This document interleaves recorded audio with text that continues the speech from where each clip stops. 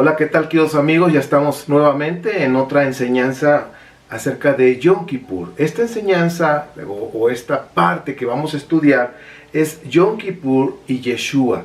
¿Qué relación hay entre lo que es el ayuno que se hace en Yom Kippur, el día 10 del séptimo mes del calendario hebreo, y con los méritos que nuestro bendito Mashiach hizo en el madero en Pesaj? Entonces, la pregunta está ahí, como viene aquí en la pantalla: ¿debo participar en el ayuno de este día de expiación, de lo que es Yom Kippur? Pues vamos a analizarlo, vamos a ver qué es lo que nos enseñan las Escrituras. Es relevante que nosotros veamos que la teología acerca de Yeshua de Nazaret, que realmente empezó a cambiar, y esa teología nació, ahora sí que a partir del segundo siglo, es decir, del año número 100 en adelante, y sobre todo con los escritos ya interpolados, por ejemplo, de Mateo y Lucas, porque el escrito original se le agregaron los capítulos 1 y 2, fueron interpolados, y luego eso ya fue en el año 90 aproximadamente, y después en el año 100 entró el Evangelio de Juan. Entonces todas estas teologías, porque los 4 evangelios son 4 teologías diferentes, de ahí empezó a surgir lo que es la teología cristiana romana que hoy conocemos, y esa teología se empezó a alejar cada vez más conforme va pasando el tiempo, conforme el cristianismo iba evolucionando. Esas enseñanzas que estaban en la Torá las empezaron a dejar, y el nuevo sistema de creencias empezaron a sustituir las fiestas de Elohim, las fiestas de Yahvé. Entonces creo que esto es importante que nosotros lo veamos. Ahora, el cristianismo romano dice, voy a mencionar unas cuantas porque yo creo que hay muchísimas. Yo en lo personal algunas las estuve diciendo por muchos años, porque así me lo enseñaron. Dice: la ley no sirve, no es útil, por tanto Dios la quitó para siempre y la reemplazó por Jesús. Por eso el cristianismo es superior al judaísmo. Ya no estamos bajo la ley, sino en la dispensación de la gracia. Entonces, estos términos que ahora sí que se empezaron a fraguar, se empezaron a consolidar a partir del año 100 en adelante. Quiero decirte que el cristianismo ha ido mutuando, ha ido cambiando, ahora sí que renovándose en su teoría, en su doctrina. Ha estado mutando, por decirlo así, desde ese tiempo. Nosotros que somos seguidores de Yeshua, es importante que conozcamos qué es lo que sucedía en el templo, esos sacrificios, qué hacían todos los días. Aquí en la pantalla vemos como una maqueta de lo que era el templo, en el segundo templo. ¿Y qué es lo que sucedía aquí? ¿Qué es lo que vemos? Aquí en este templo se ve hermoso y todo, pero ¿qué sucedía todos los días? Vamos a analizarlo. ¿Y qué relación vamos a conectar, o cómo vamos a conectar todo esto con los méritos de nuestro bendito Mashiach? Número 28:4 dice: ofrecerán un cordero en la mañana y el otro cordero lo ofrecerán entre las 2 tardes. Ahora, estos son los sacrificios continuos, el de la mañana y el de la tarde. Todos estos sacrificios eran de expiación. ¿Ok? Vamos a decirlo ahora sí que nuevamente. Todos estos sacrificios eran de expiación. Esto es relevante. Todos los días, en la mañana, en la tarde, había sacrificios. Los sacrificios de la tarde eran por los pecados que se hicieron durante el día. Y el sacrificio de la mañana eran los pecados que se hacían durante la noche, aún en los sueños no buenos. Entonces, por eso que constantemente, todos los días, había sacrificios de expiación.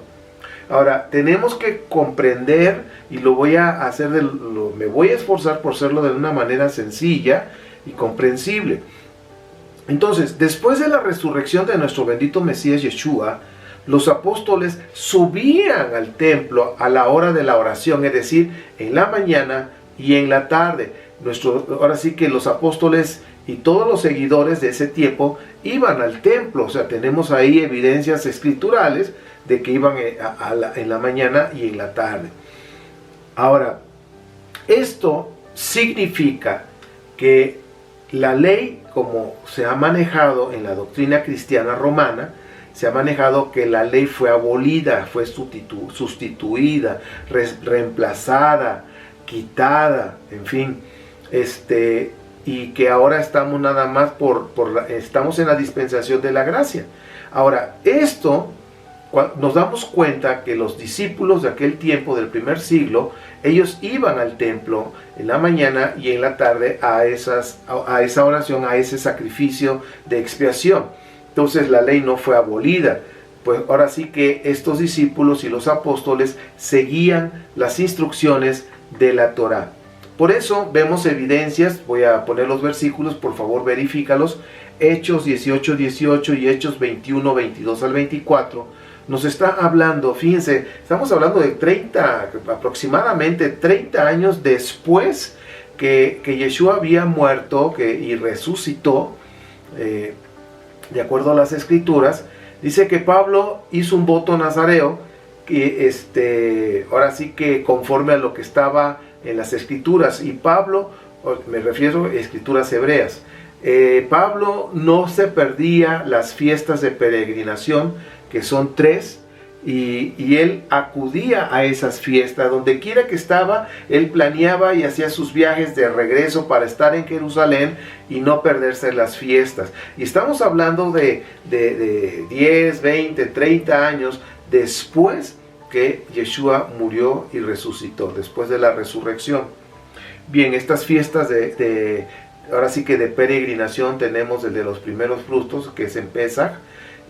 Ahora sí que después del Shabbat de Pesaj, sigue los primeros frutos, el Shavuot, el de Pentecostés y Sukkot. Son 3 fiestas importantes donde el pueblo venían de todas partes, caminaban, peregrinaban para venir a estas fiestas. Pablo no se las perdía. Ahora, con respecto a la muerte de nuestro bendito Mesías en ese madero, Yeshua era un sádic con un alma pura. Entonces, la muerte de un sádic, que fue Yeshua de Nazaret, no tiene que ver nada con los sacrificios del templo. Por favor, lo voy a volver a decir. La muerte de nuestro sádic, nuestro bendito Mesías Yeshua, la muerte que él tuvo no tiene nada que ver con los sacrificios que se hacen en el templo, pero tampoco contradice esos sacrificios, sino que los complementa.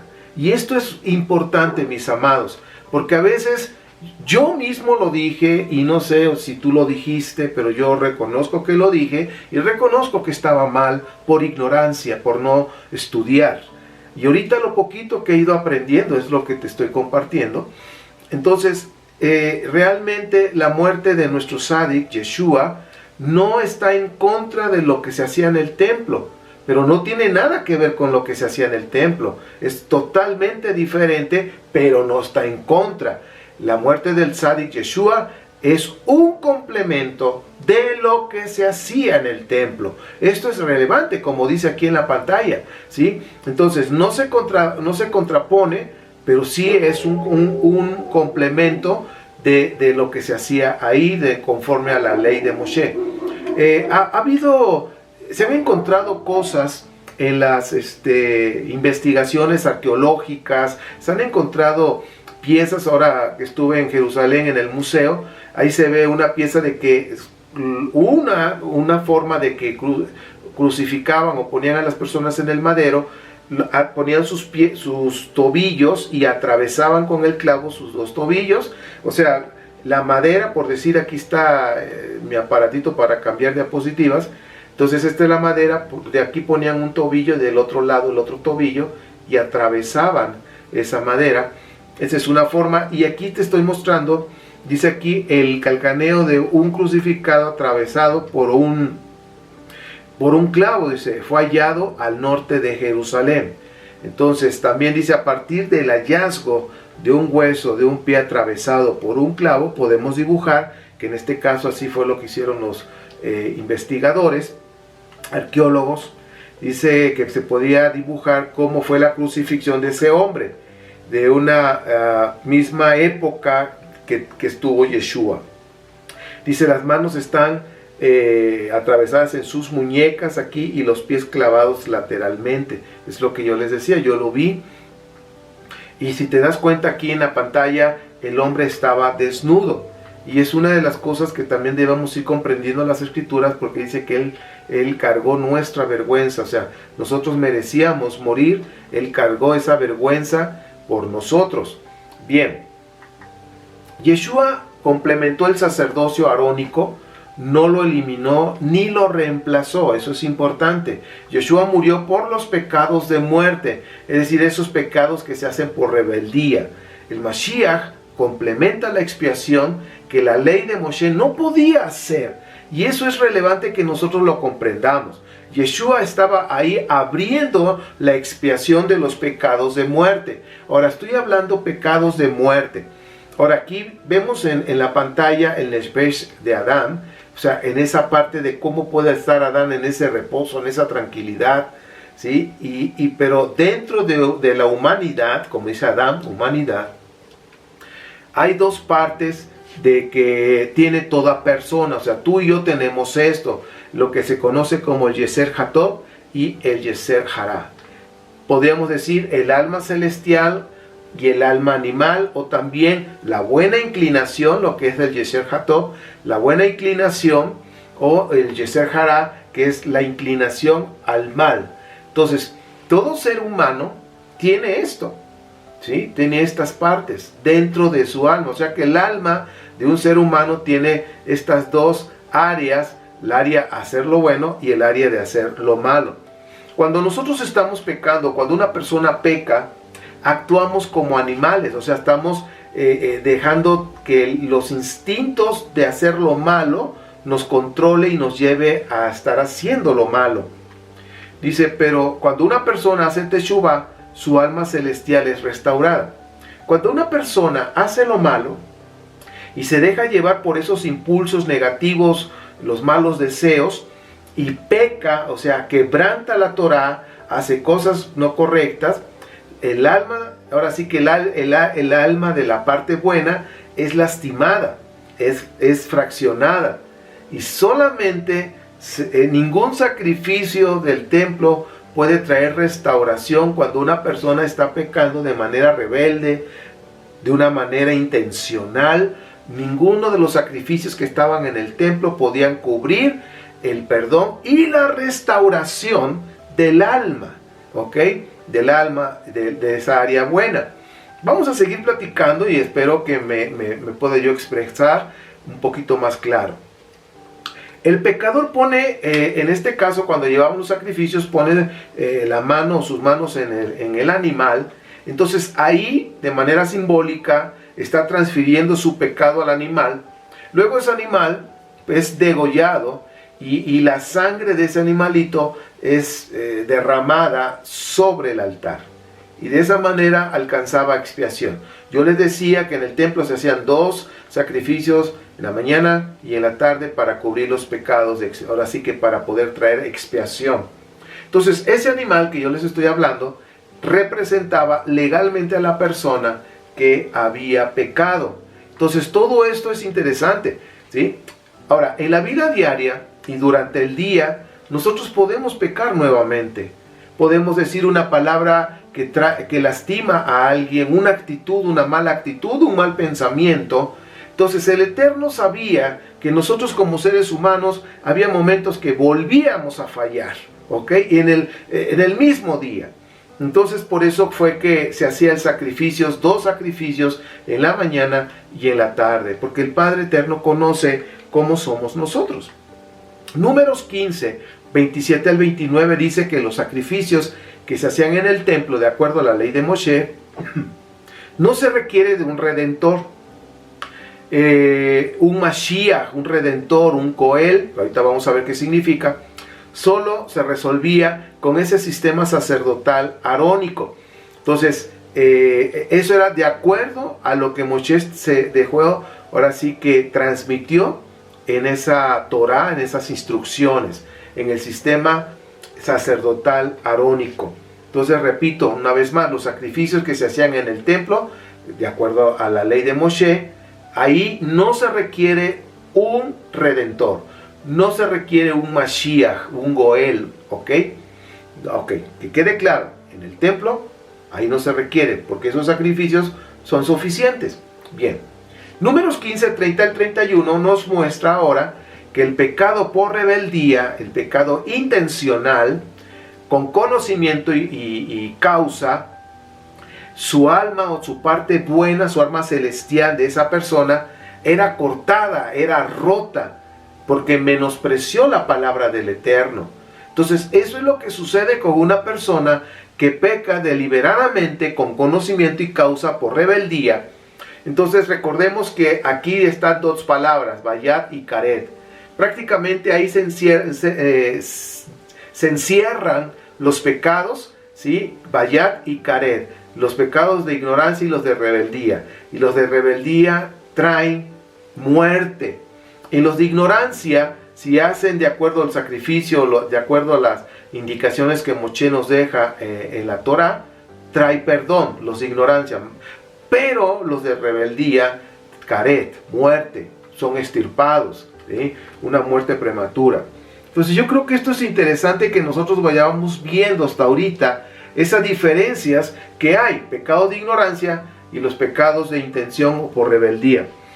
Números 15, 32 al 35 nos muestra un ejemplo de Karet, un ejemplo de pecado de rebeldía por una persona que quebrantó el Shabbat, ¿sí? Pero lo hizo de manera rebelde.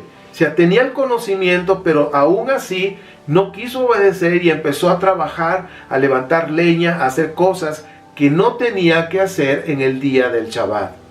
Esa persona no alcanzó el perdón, sino que murió y quedó como una muestra.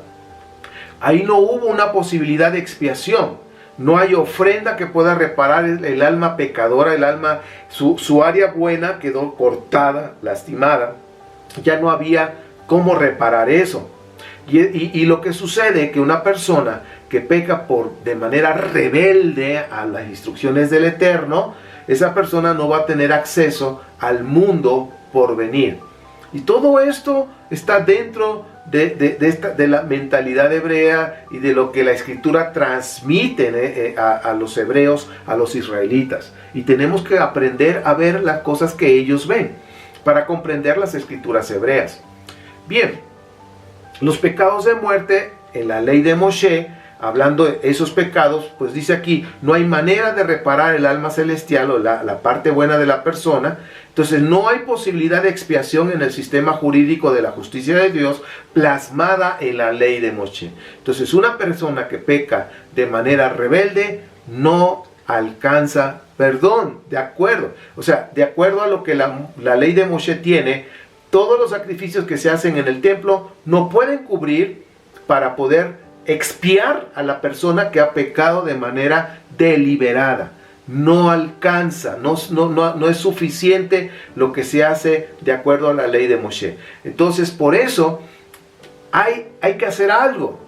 ¿Qué se debe de hacer? ¿Qué es lo que va a pasar entonces con una persona que peca de manera deliberada? Y yo creo que estas son cosas que tú y yo tenemos que estar pensando, que debemos estar reflexionando para poder comprender entonces qué es lo que sucede en Yom Kippur.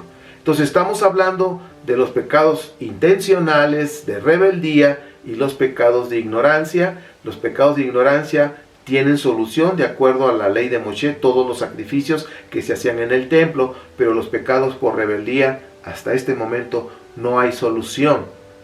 Lo que se hace en el templo no es suficiente, no puede cubrir, no puede expiar. Entonces, ¿qué va a pasar? ¿Qué vamos a hacer?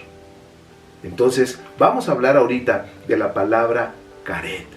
Karet, ¿qué significa eso? La palabra Karet significa extirpación, muerte prematura, ser cortado. El pecado premeditado, con alevosía y ventaja, como se dice, con alevosía y conocimiento y causa por rebeldía, trae Karet, ¿ok? como lo que ocurrió con los hijos de Aarón. Fue algo que, ¿se acuerdan del fuego extraño y todo eso? Bueno, eso se conoce como un pecado por rebeldía, un pecado con conocimiento y causa, con alevosía.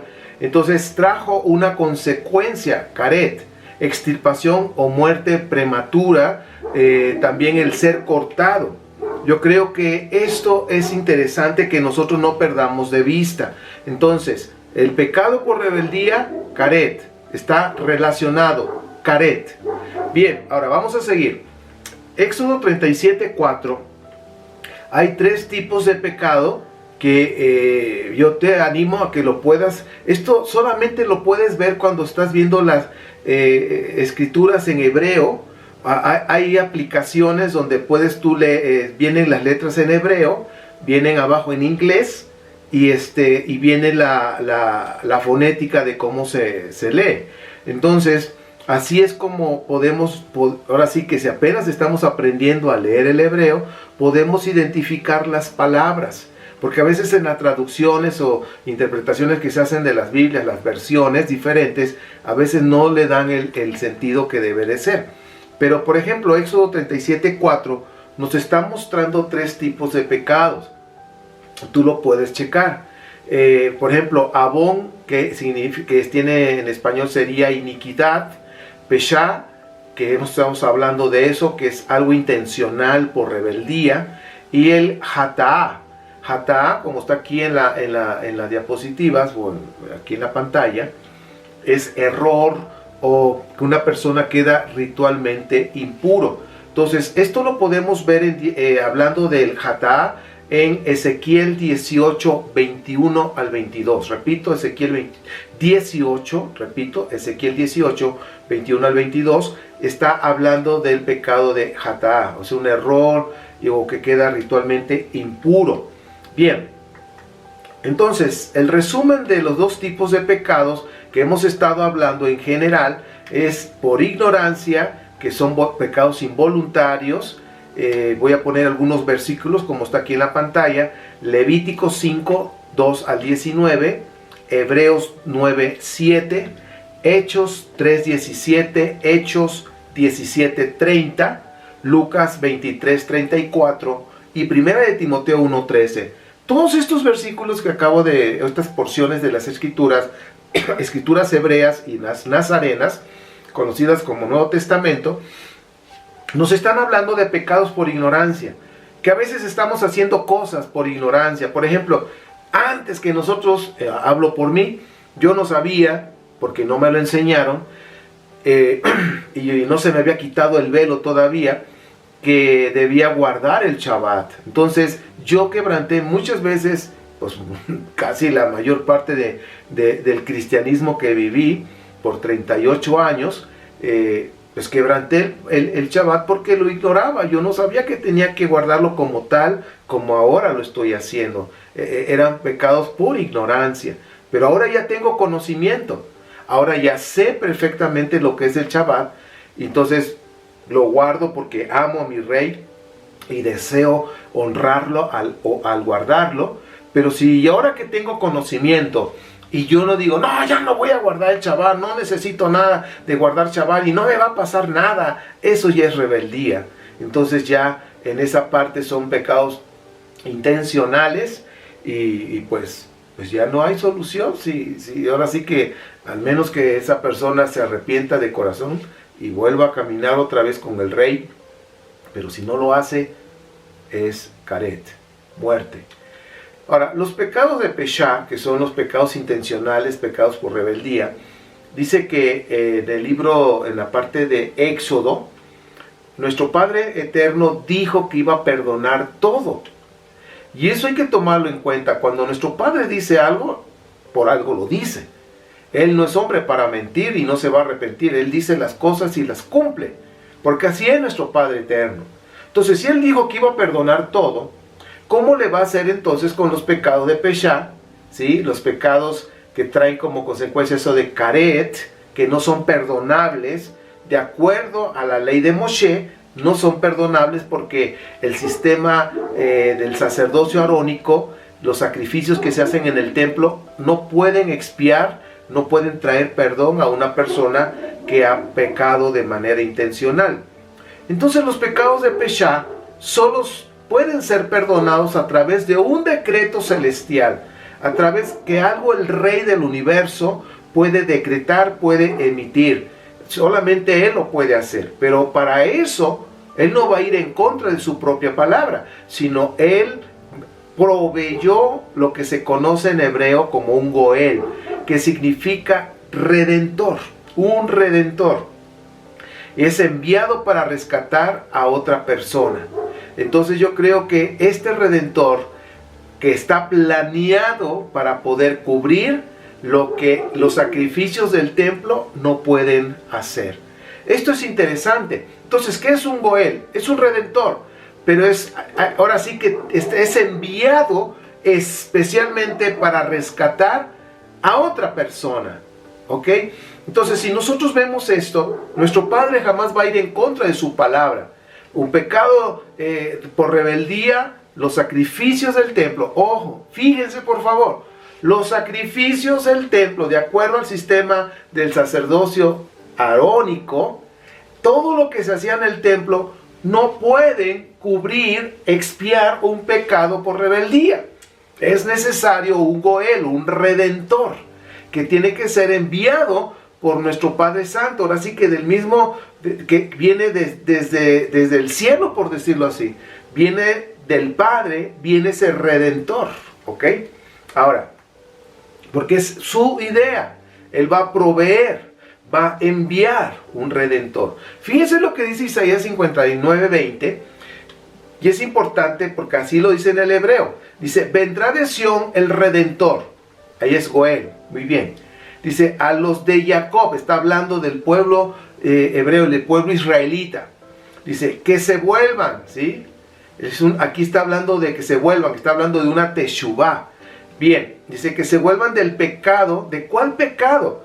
Y ahí en hebreo no está hablando de otros pecados. ¿Se acuerdan que les hablamos de 3, Abón y Hatat? No.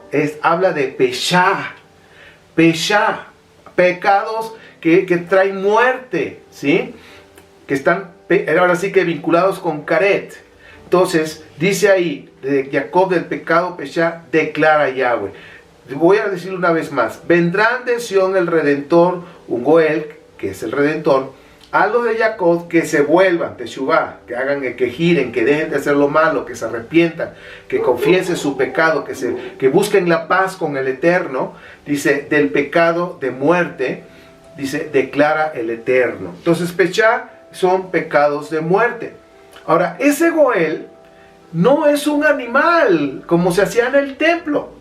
En el templo, no. Para poder rescatar a alguien que está condenado a muerte, que no tiene manera de salvarse, al menos que el rey envíe un Goel, un redentor. Entonces no es un animal, es un ser humano, no es un dios, ni tampoco un semidios. Eso también lo debemos tomar muy, pero muy en cuenta. No es un dios, ni un semidios, porque entonces estamos cayendo en el sistema religioso de los griegos, que siempre manejaban de los semidioses. Pero ese es otro tema que lo manejaremos en breve, pronto, para que comprendamos muchas cosas de las Escrituras. Bien, entonces los pecados de muerte, Peshá, no son perdonados de acuerdo al sistema que viene en la ley de Moshe a través de los sacerdotes aronitas. Ni siquiera lo que se hace en Yom Kippur. O sea, en Yom Kippur, todo lo que se hace del ayuno, de buscar al Eterno, lo que se hacía, ya lo expliqué en el otro video, de las cabras y todo eso, eso no cubre y no pueden expiar los pecados de muerte. Los pecados Peshá no pueden cubrirlo. Un pecador que ha sido rebelde, Peshá, aquí está, pecado de muerte, si se arrepiente de corazón, es decir, que hace una teshuvá, será perdonado porque se arrepintió confiando en Dios, en su provisión para rescatarlo por medio de un Goel. Es decir, una persona que ha cometido pecados de muerte, lo único que le queda es confiar en Dios, O sea, buscar la paz con Él y confiar en Él, que Él provee un redentor, que provee un Goel, una persona que va a poderme redimir. Esa es la única manera, pero tengo que hacer teshuvá, como dice Isaías. Tengo que buscar al Rey, regresar a Él, dejar de hacer lo malo, el pecado, y poder estar en paz con Él, pero por medio del Redentor que Él envió. No hay de otro camino. El Goel es un sádic. Acuérdense que es un hombre justo, un ser humano. Y esto lo debemos comprender. Por eso te estoy hablando que en el año 100, sobre todo en las sinagogas, se reunían ahí los nazarenos, los que creían en Yeshua, se reunían ahí, pero cuando llegaron los evangelios interpolados ya, y llegó el evangelio de Juan, también con esa influencia gnóstica, y empezaron a presentar un Mesías como Dios, en ese momento el pueblo de Israel se cerró y no quiso saber, y fue cuando ahora sí que echaron fuera a todos los nazarenos de las sinagogas. Esto está en la ciencia de la historia, esto lo puedes tú verificar, ¿sí? No me creas. Entonces fue por eso que se cerraron y no quisieron saber nada del Jesús, o sea, del Jesús que se estaba ya predicando, que ya se estaba enseñando en el año 100 en adelante, es decir, en el segundo siglo. Entonces ya no quisieron escuchar. ¿Por qué? Porque ellos leen las escrituras hebreas, y las escrituras hebreas muestran que el Eterno iba a enviar un Goel, un Sádic, un ser humano, de acuerdo a Isaías 59, 20, Isaías 53. Entonces, toda esa teología que yo te hablé al principio de este video iba en contra de todo lo que la escritura hebrea dice. Entonces, hablando de un Goel que es un Sádic, un hombre justo, nuestro Padre Eterno prometió que enviaría a un Goel, un Redentor, con un alma pura. Ojo con eso. Nuestro bendito Mashiach, por eso fue que el Padre lo escogió, porque lo envió, tenía un alma pura. Nuestro bendito Mesías, un hombre con alma pura, para poder reemplazar esa alma que estaba dañada por el pecado Peshá, ¿sí? Que estaba ya dañada esa área buena, lo que es su alma, por decir, del lado de la buena inclinación, estaba dañado, estaba cortado, lastimado. Y solamente un alma pura podría traer esa redención y sanidad y restauración. Entonces, el pecador que ha cometido, como dice Peshá, pecados de muerte, ¿qué significa eso? Que viola la Torá del Eterno, y eso significa entonces que la persona que comete pecado de muerte humilla el honor del Rey. Es por eso que no tiene, ahora sí que perdón, al menos que acepte y crea en el Goel que el mismo Rey ha enviado para rescatar, para redimir, para expiar. Es la única manera. Si no, muerte. En Yom Kippur no se hace expiación por los pecados por rebeldía o por los pecados intencionales, Peshá, ¿sí? No hay ninguna expiación por el pueblo que ha cometido pecados de muerte. O sea, en Yom Kippur no se hace eso.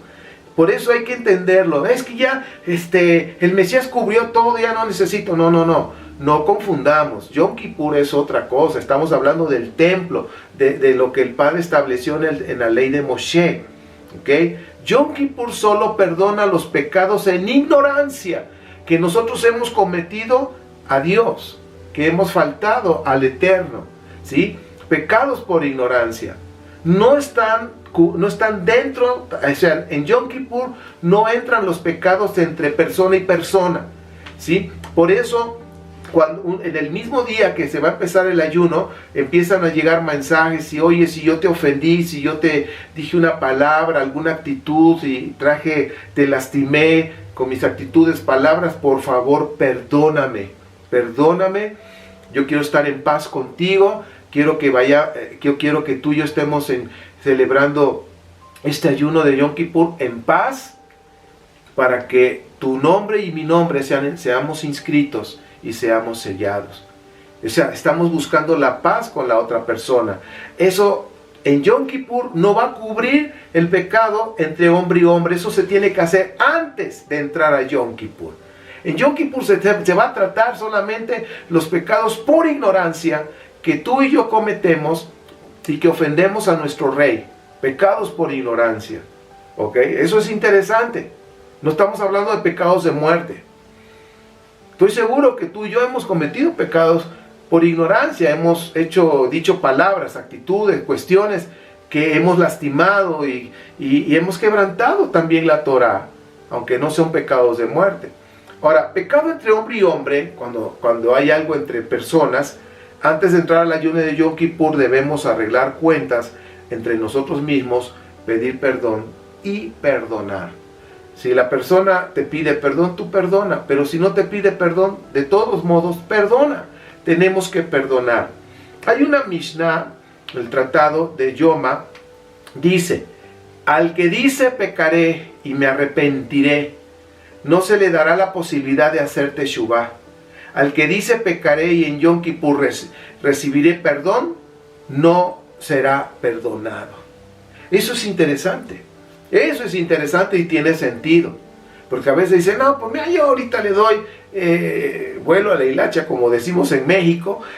Yo hago lo malo. Total, en Yom Kippur pido perdón. O, pues mira, no lo quiero perdonar, pero ya en Yom Kippur ese día lo perdono. Vamos a pensar que sucedió algo entre una persona en enero. Dice, no, pues en Yom Kippur lo perdono. Oye, te voy a decir algo.